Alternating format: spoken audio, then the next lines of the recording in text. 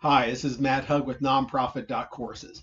And today we're here with Lorrie Hartley of the TKD Foundation in what is part 4 of a 4-part series on what it's like to be a funder, what it's like to look at the world from a foundation point of view.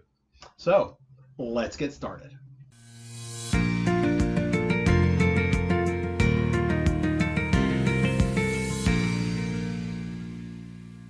We're here with Lorrie Hartley of the TKD Foundation, and we're talking about what it is to look at grant proposals from the other side, from the grant funder side. And if you haven't seen the other 3 videos already, please check them out. You don't have to go in any particular order, but just to tell you that, like we've tried to emphasize in each of them, this isn't an invitation to apply to the TKD Foundation. So she's just being really generous with her thoughts to help nonprofits broadly, and we're really grateful for that. Thank you very much. What makes a successful proposal? Following the directions. Following directions. We've been very mindful not to make our process cumbersome, and we are only looking for information that we absolutely need. And so making sure that you attach the board of directors list, your financials, your audited financials, your budget, and not just the budget for your proposal, but your full organization. Wow. Okay. Yeah, those are things that we're looking for. Right. And making sure that you get it in on time and you have the right signatures and you have approval and authority from the governing board to apply for this grant. Right, right. Because as much as you don't want surprises, the organization shouldn't have internal surprises on this either. Correct. I know you want proposals to be accurate, and I think you talked a little bit about this in another one of the videos, but, you know, typos count? Typos, no, we're all human. Okay. In that sense, but spelling our name wrong, that counts. That's a typo that matters. That's a typo that matters. Or even having the right name in the proposal, correct? Having the right name in the proposal, having the address right, and making sure that you just didn't replace our name and then you've copied and pasted from another grant proposal and you don't have our address on there but somebody else's, or not reading down in the proposal and you've copied and pasted and it lists the other organization with inside the grant.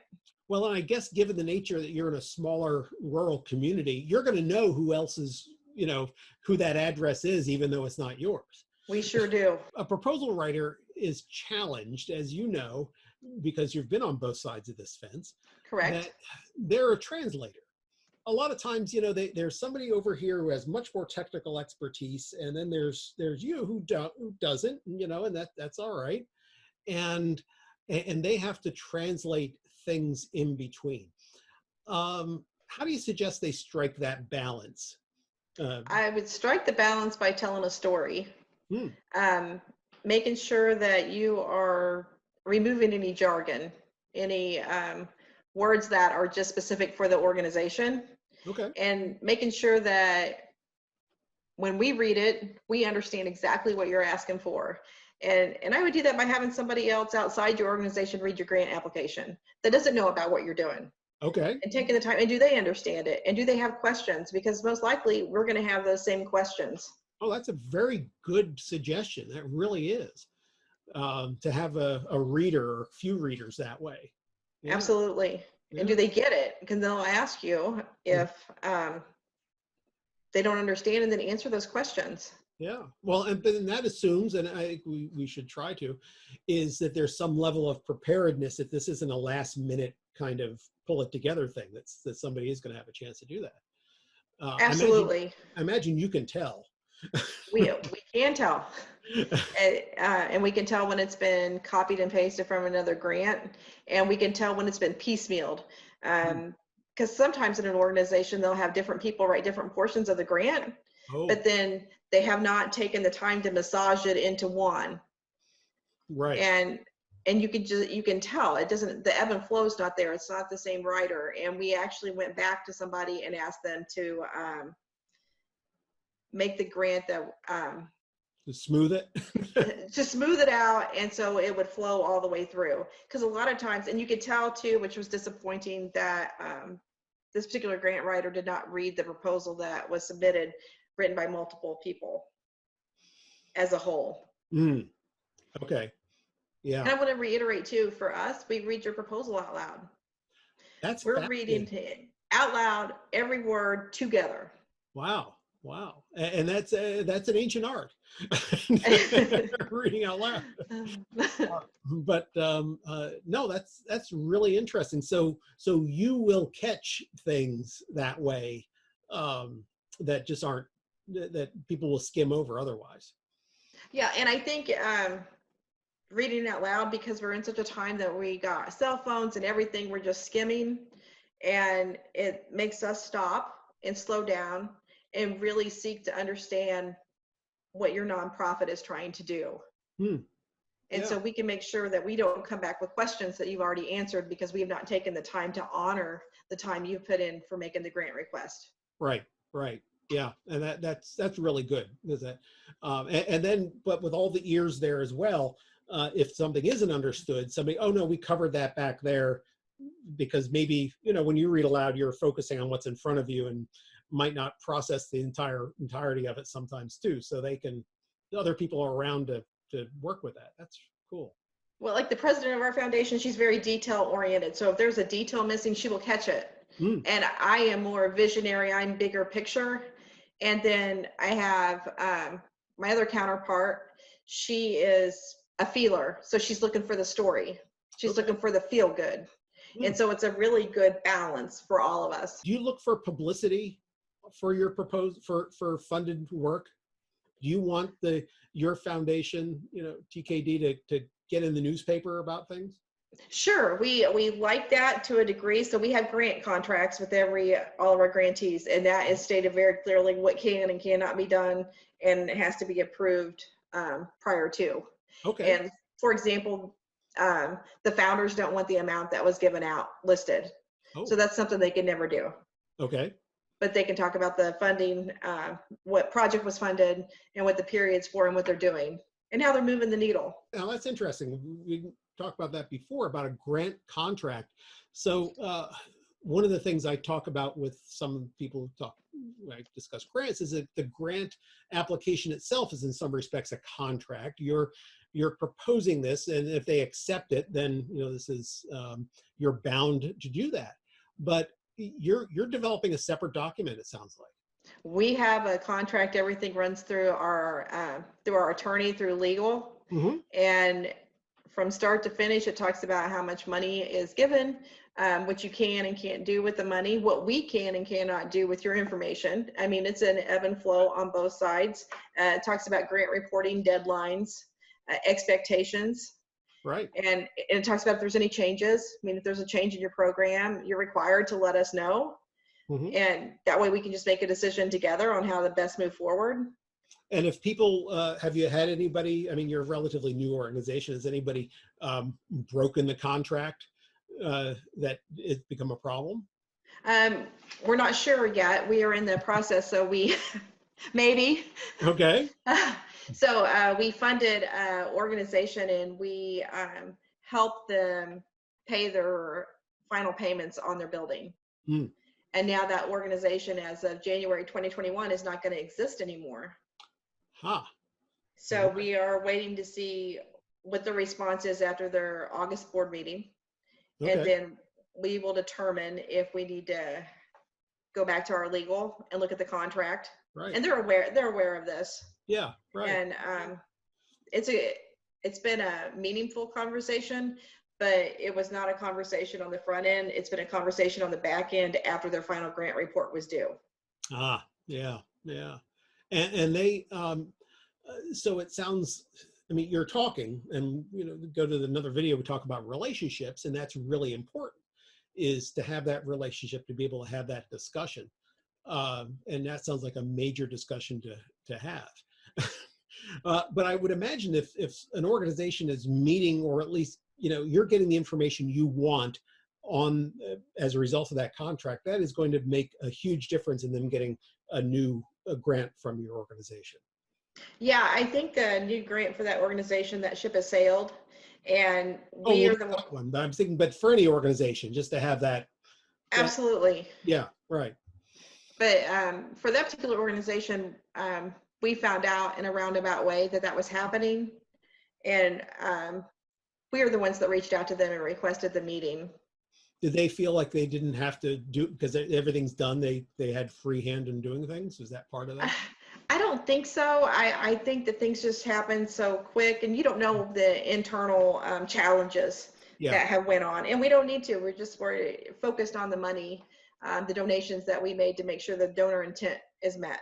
right. Yeah, and that's the most important part. In past videos, you talk a little bit about budget, right, and how important it is to have a budget one way or another.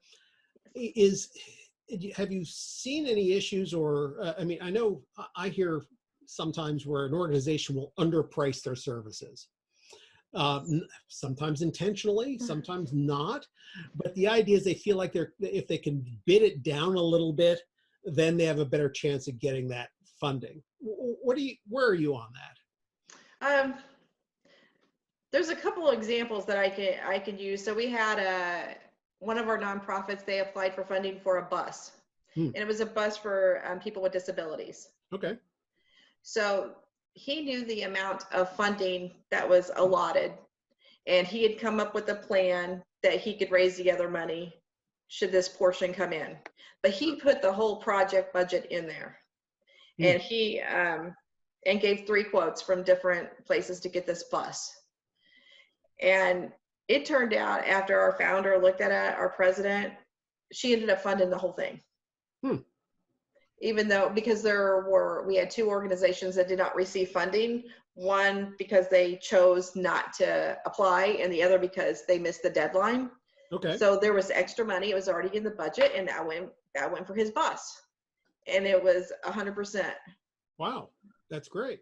So, but in a case where somebody tries to, I mean, that's super but they showed their whole budget and then showed you what your portion was going to be versus the others, and that was okay.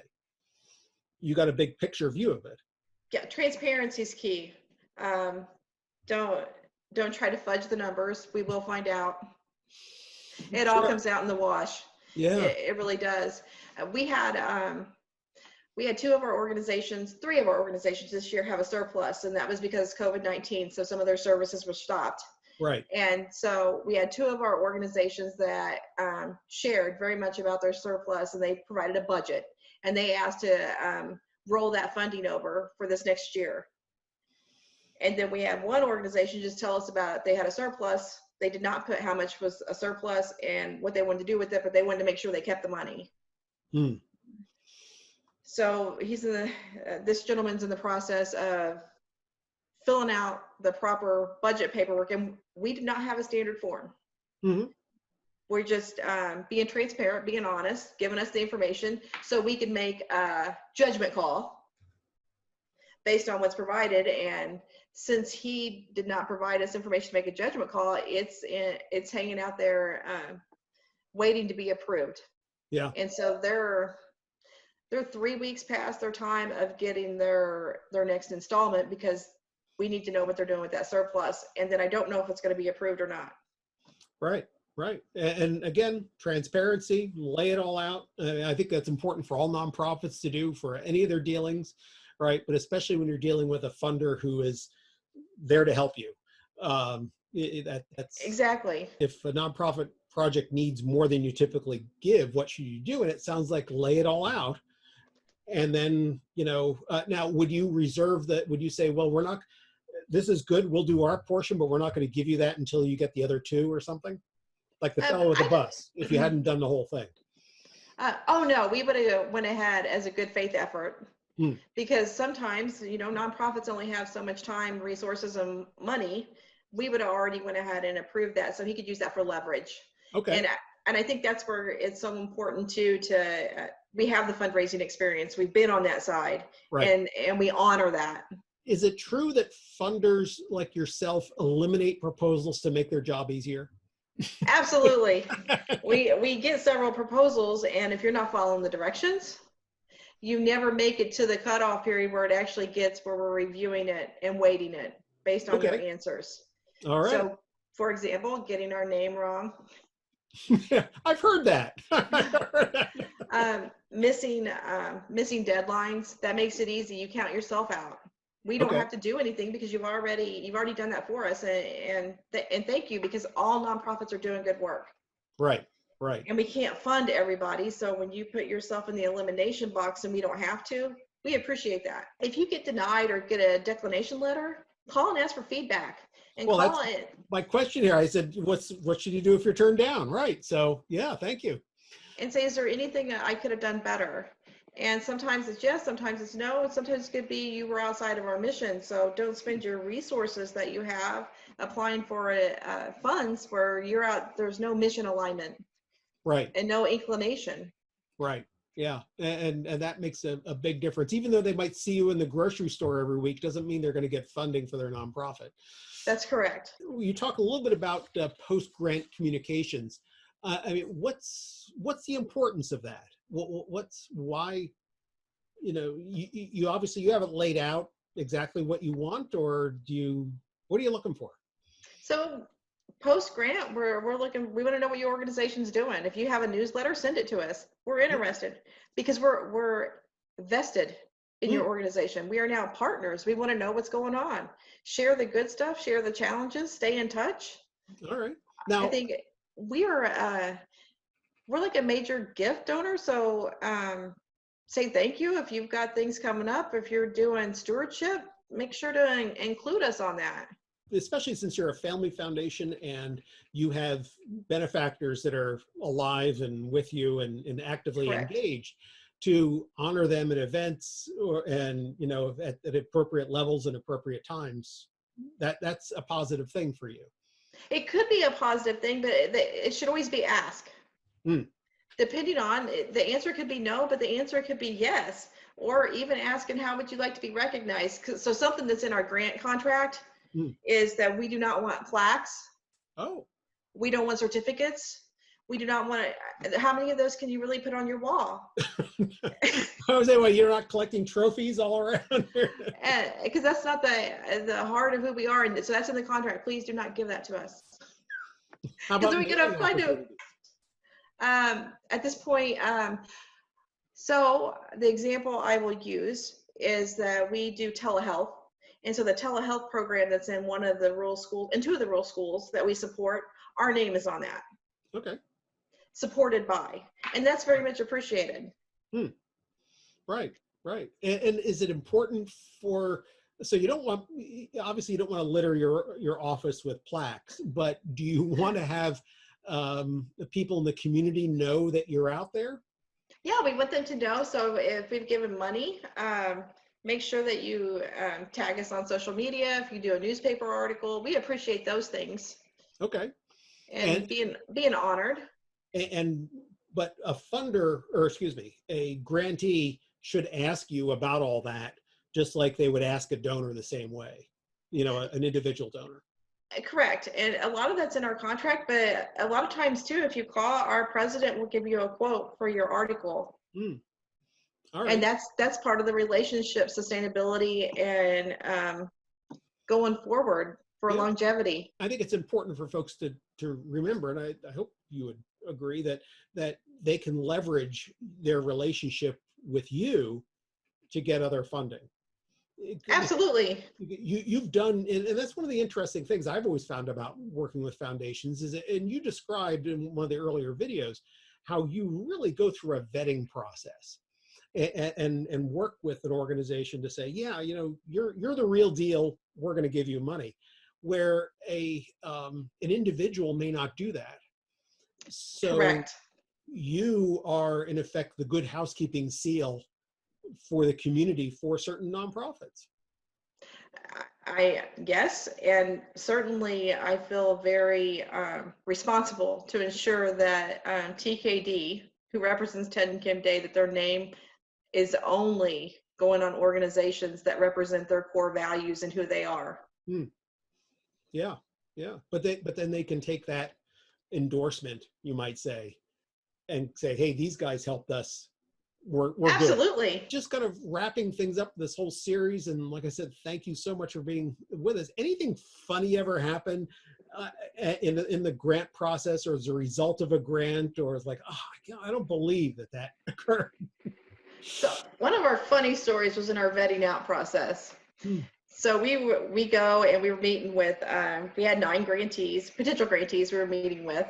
And the first couple, me and my counterpart, we went. And then when Kim, our president, her and Ted went on this particular one. And something that we always ask was, what keeps you up at night? And, you know, because we're trying to learn about their organization. And the executive director, he's like, nothing keeps me up at night. Never. Ask my wife, Lorrie. My head hits the pillow and I'm out. So that has been an ongoing joke. It's like, what keeps you up at night? Nothing. A little bit of a literalist there. It was so funny. Well, is there anything else you'd like to let people know about in the wonderful world of being on the foundation side of a philanthropic relationship? I guess my best piece of advice would just be to build a relationship, reach out, but reach out and honor the process. Don't, if you know the founders of a family foundation, don't approach them at dinner and interrupt and ask for money. Make sure whatever process is in place that you follow that and respect it. Yeah, that's good advice, and extendable to bigger organizations that have bigger boards and all that too. Absolutely, yes. Yeah. Thank you very much, Lorrie. Really grateful that you've spent this time with us.